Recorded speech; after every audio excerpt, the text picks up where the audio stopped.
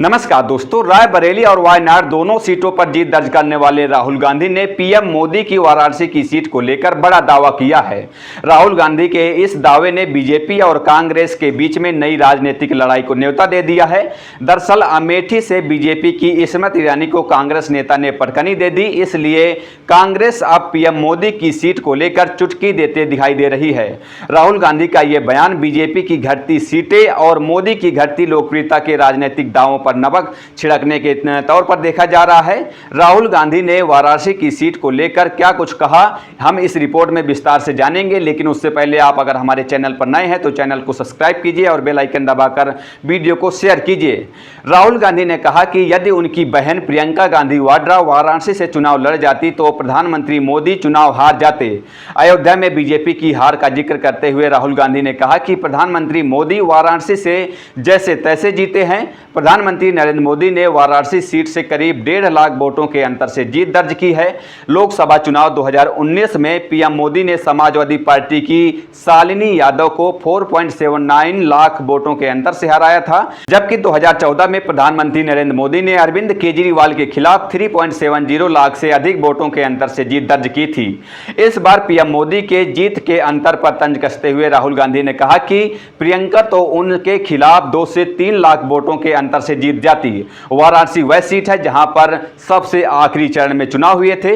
अमित शाह से लेकर बीजेपी के कई बड़े नेता चुनाव अभियान के दौरे पर कैंपेनिंग कर रहे थे। इसको लेकर भी सवाल उठ रहे हैं कि आखिर बीजेपी को इतनी कसरत की जरूरत क्यों पड़ी। इस पर दावा किया गया कि वे जीत का अंतर 10 लाख वोट करने के प्रयास में थे। जब चुनाव नतीजे आए तो पीएम मोदी करीब 1.5 लाख वोटों के अंतर से ही जीते। पीएम मोदी की जीत पर उनके खिलाफ चुनाव लड़ रहे कांग्रेस नेता अजय राय ने तंज कसते हुए कहा कि जीत कहां है, सत्ता बल ट्रिपल इंजन वाराणसी में ही है। मेयर उनका है, सभासद उनके हैं, मुख्यमंत्री उनके हैं, राज्यपाल उनके हैं। ये सब प्रचार भी कर रहे थे।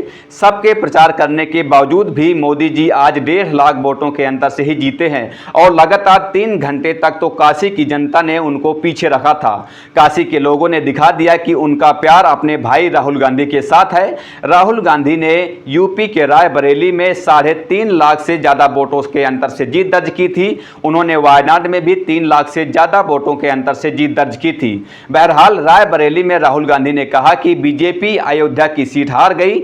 अयोध्या में राम मंदिर बना, लेकिन उसके उद्घाटन कार्यक्रम में किसान, मजदूर, गरीब, दलित, पिछड़े वर्ग के लोग नहीं दिखे। वहां तो सिर्फ अंबानी, अडानी समेत देश के कई अरबपति खड़े थे, लेकिन हमारी आदिवासी राष्ट्रपति को भी वहां जगह नहीं दी गई।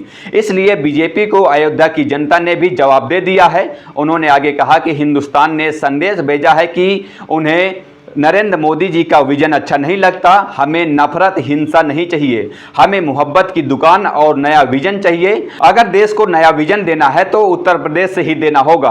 उत्तर प्रदेश ने मैसेज दिया है कि हम देश और प्रदेश में इंडिया गठबंधन को चाहते हैं। कांग्रेस नेता राहुल गांधी ने कहा कि देश का हर प्रदेश इस चुनाव में एक हो गया था, क्योंकि देश की आत्मा को समझ आ गया था कि नरेंद्र मोदी जी, अमित शाह जी हिंदुस्तान के संविधान को खत्म करने की कोशिश कर रहे हैं।